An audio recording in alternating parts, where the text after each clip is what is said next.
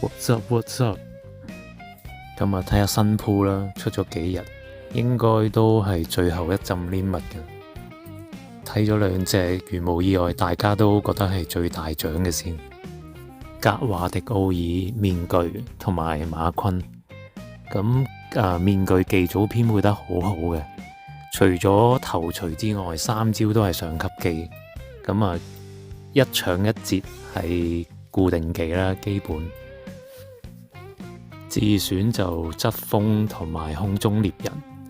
咁點樣好法呢？放邊揀側風啦，可以。咁呢招掃波成功率係最高嘅，可以話而家。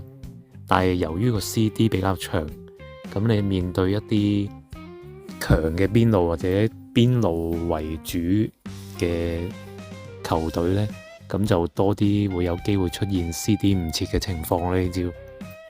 例子就有 Theo 啊，同埋迪羅倫素啦。而呢版面具呢，咁固定技有招後方支配者喺度啦，最上級嘅搶技依家，咁可以補救到呢個 CD 唔切嘅缺點咯。咁你放中間可以搞翻佢頭錘。咁當然如果你對佢個拍檔喺高空嗰 part 好有信心嘅話，你係可以照用翻側風嘅，放中間度。就唯一有係補位呢 part 我就有啲保留咯，因為以往我覺得最強版本嘅面具都係七用跟破壞者。咁當然你用嘅陣型同埋你對人腳嘅配合都有影響啦。跟住馬昆固定都係一搶一截啦。咁自選就一定係揀頭錘噶啦。同最強嗰隻 GU 比就呢版係冇咗 Man Mark 同埋 upgrade 咗個後方支配者。不過馬昆大家都知，我諗冇90%都80%隊都係放佢喺防中嗰度嘅。咁主要都係用佢招老鷹頂走細哨個盤技啦。咁所以即使 GU 版可以揀三搶，但係大部分人第三技都會揀頭錘。咁見到呢版嘅第四招技更加唔會揀嗰招啦，一定係揀頭錘啦。咁當然 GU 版有 Man Mark 係最好嘅，即係黐得實，一波到人度直接就掃走佢個波。不過其實即使冇 MM 即係 Man Mark 都好啦，七用佢呢隻依然係積極施壓，都做到去貼身嗰個效果嘅。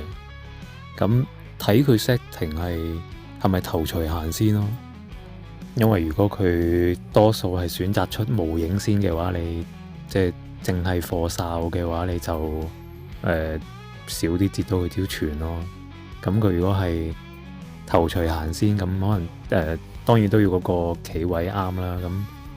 咁冇咩 mark 你開得可能有最少2件衫都可以頂得走細哨個波啦。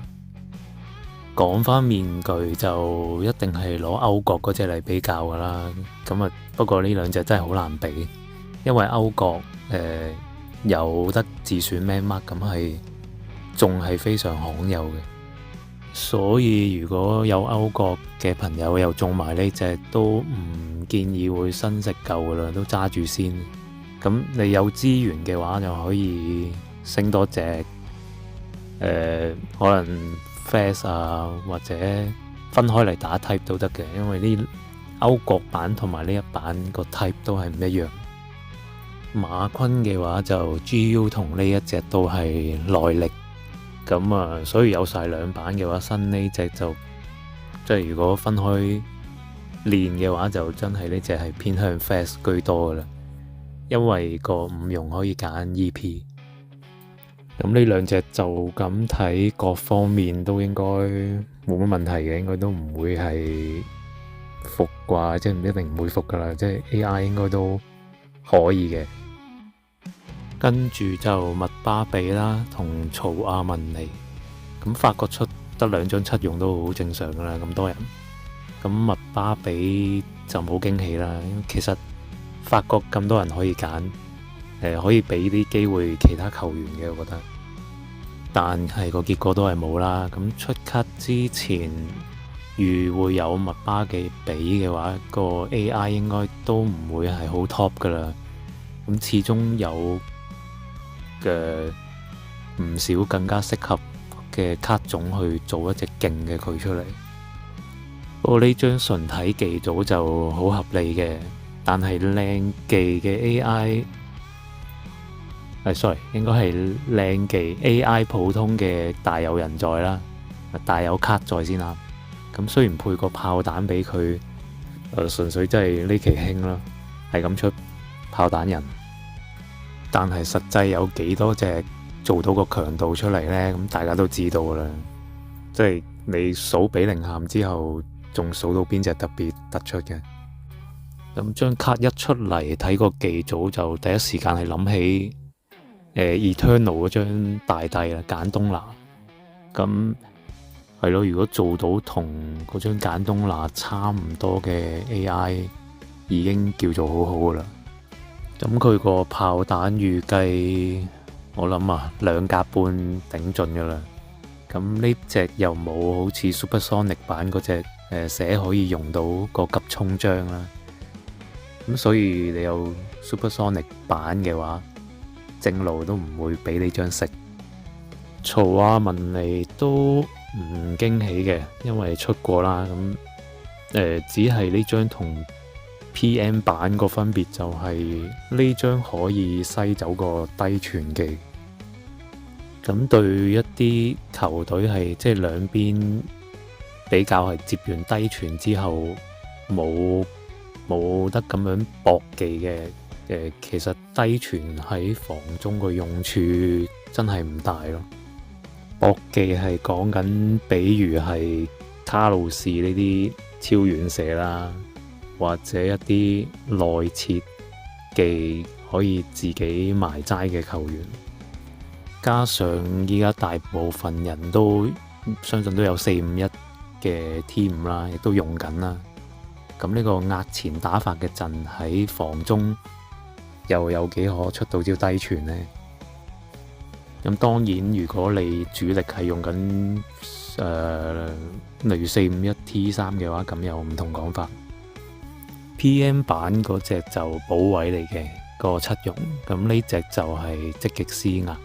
咁呢隻個跑動範圍應該會高啲，同埋壓得前啲。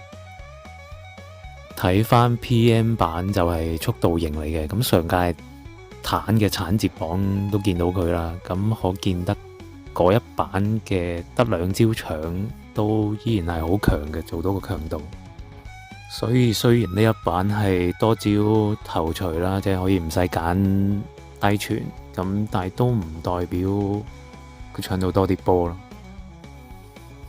有 PM 版就唔會建議新食舊噶啦。如果中埋呢隻嘅話，咁同埋 PM 版係速度 type 嘅防中係極少，咁所以呢隻缺防中嘅話，又有靚張嘅話，咁都應該用得過嘅。跟住2隻3技，巴高拿、拉芬拿，咁就講巴高拿先啦。其實出呢張卡嘅時候，我先去睇翻佢多啲嗰啲 video 同埋佢個現實數據嘅嘢。佢今季喺巴黎就表現 sharp 嘅，又有入選國家隊啦。咁啊，K 社揀佢上3技又俾翻少少新鮮感咯。尤其是佢又冇球會版啦。咁之前都講過 Liverpool 係我諗主張係俾呢類球員上位嘅好機會嚟嘅。法國就真係半隊都可以俾出3技嘅。咁可能嗰一班係想喺啲特卡嗰度逐啲出啩。講翻張卡啦，就技組正常嘅。咁講下技組正常呢，其實依家真係出少咗好多擺到明係服技組嘅卡咁樣擺出嚟，變咗你真係要睇佢 AI 咯，落場嘅表現咯。咁就變咗你哋要有張卡先試到啦。簡單啲講，或者難聽啲講，就係焗你抽咗先。咁啊，呢招都高嘅。呢張五容就俾個盤將佢，咁都有兩招食到個將嘅。咁我睇佢個人都係盤射咯。但係按翻個大環境，呢類卡都係擺多噶啦。跟住拉芬娜Supersonic 版嗰陣時都突然出咗張七容出嚟噶啦。咁嗰次就真係算追得切佢個現實表現啦。但張卡就都唔算好突出。佢呢類又係 solo 型嘅翼咧，喺 game 度都貨偷下雞用咯。咁佢都算好嘅，有招護線傳球俾佢，即係空傳啦，係都叫有多啲機會貢獻下。所以呢張 limit 都係湊下人數嘅啫。但係佢俾個精準終結佢咧，又唔俾個正前位佢咧，呢 part 就幾搞笑嘅。諗得正面啲咧，就係搏下個優雅傳球傳咗佢隻翼度咯。咁啊俾佢開到個精準終結。咁今次對卡即係新卡嘅分享就差唔多啦。不過個人又見到克羅地亞仲有張摩迪啊，都想有諗過佢會唔會喺 limit 度好似將 limit KDB 咁啦，出張叫做係最強版本，叫做致敬啊咁咯。但係可惜結果都冇。有咁諗過係其實摩迪都可以出隻即係致敬版俾招優雅傳球佢噶嘛。因為佢比 KDB 更加難有機會出張勁卡噶啦。睇下嚟緊之後會唔會又有啲新嘅特卡咯。咁睇下有冇機會咯。好，咁今日就咁多啦，下次見。